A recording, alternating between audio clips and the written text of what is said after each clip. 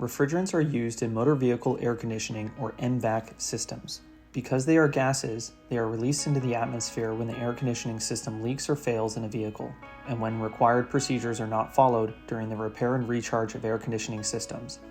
If a refrigerant leak happens near a water source, and especially if it's a significant volume of leaked refrigerant, the chemicals can directly deposit on and mix with the water, altering its chemical composition and potentially making it unsafe for consumption or aquatic life. Depending on the type of refrigerant and concentration, leaked chemicals can be toxic to aquatic organisms, disrupting ecosystems. Most automobile refrigerants today contain fluorocarbons, which contribute to global warming. According to the EPA's Significant New Alternatives Policy, or SNAP, the primary refrigerant currently considered most widely acceptable for use in vehicles is R1234YF. It has a low global warming potential, GWP, at about 4 times that of carbon dioxide, or CO2, and is considered a suitable replacement for older refrigerants like R134A, which has a GWP around 1,400 times that of CO2. Some older vehicles built before 1995 may still contain refrigerants that have since been discontinued due to their ozone-depleting properties. We will start by going over compliance requirements for handling MVAC refrigerants. U.S. EPA regulations prohibit the intentional venting of any refrigerant when maintaining, servicing, repairing, or disposing of air conditioning and refrigeration equipment. For almost all vehicles that regular auto shops will service, the applicable regulation is EPA Section 609 of the Clean Air Act. For fleets that service buses, the applicable regulation is EPA Section 608. Any technician who repairs or services MVAC systems must be trained and certified to one or both of these EPA requirements. It is not acceptable for an uncertified person to conduct vehicle-related refrigerant service, removal, repair, or recharge.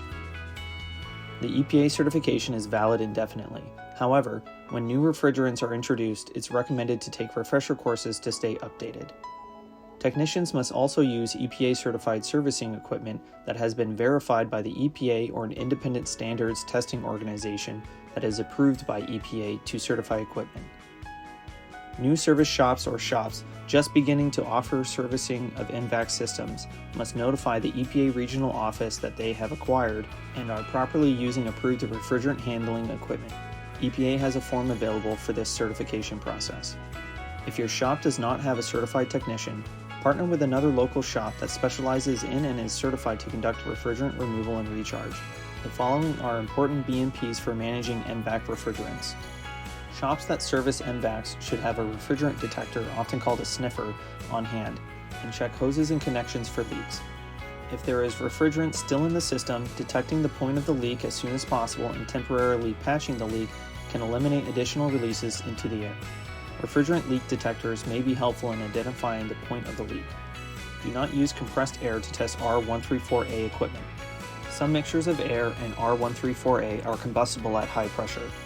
If the MVAC system is not completely evacuated before repairing the leak, it must be recharged with the same refrigerant that was in the system previously, because refrigerants have different properties and are not interchangeable with another.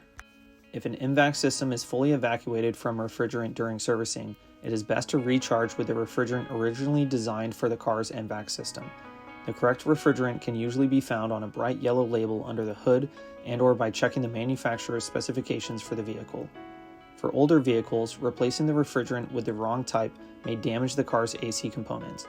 If an older refrigerant is no longer readily available and/or should be avoided due to its atmospheric impacts, it may be necessary to retrofit the vehicle to a newer refrigerant, which often requires professional servicing and potential component changes.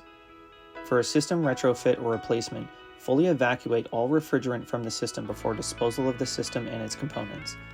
Never mix different types of refrigerants during recharge or in storage containers. During refrigerant extraction, it is important to monitor and measure the pressure throughout the extraction process using a manifold gauge set, which ensures safe and efficient extraction by allowing you to control the pressure and know when the refrigerant has been fully removed. Monitoring the pressure also helps prevent overfilling the recovery cylinder, which could lead to dangerous pressure buildup. Replacement refrigerants may be purchased new or from a reclaimer or be recycled on site for reuse.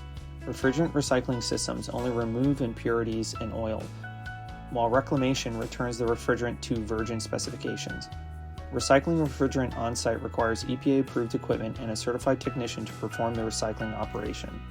Removed refrigerants, as well as new refrigerants, must be stored in DOT-approved container for refrigerants, clearly labeled with the type of refrigerant. Check and follow storage requirements from the safety data sheet, including container types, placement for storage, and any special considerations due to any explosive or toxic additives. Store and use away from heat, sparks, open flame, or any other ignition source. Any collected refrigerant not recycled on-site must be sent to an EPA-certified refrigerant reclaimer. Talk to your hazardous waste hauler for more info on transporting refrigerants. Service shops must maintain on-site records proving that each person using servicing equipment was certified under Section 609. Service records must be maintained for 3 years, documenting refrigerant purchase, sale, on-site recycling, and reclamation. Records of off-site reclamation should include the name of the reclaimer, volume, type of refrigerant, and date. To minimize the impact on water quality, proper handling, maintenance, and disposal of refrigerants are crucial, including complying with all EPA Section 609 regulations and avoiding refrigerant releases. Refrigerants cause global warming and can impact local water quality, and older generation refrigerants cause ozone depletion. Ensure technicians are certified, that EPA-certified extraction and recharging equipment is used, and work with a certified reclaimer.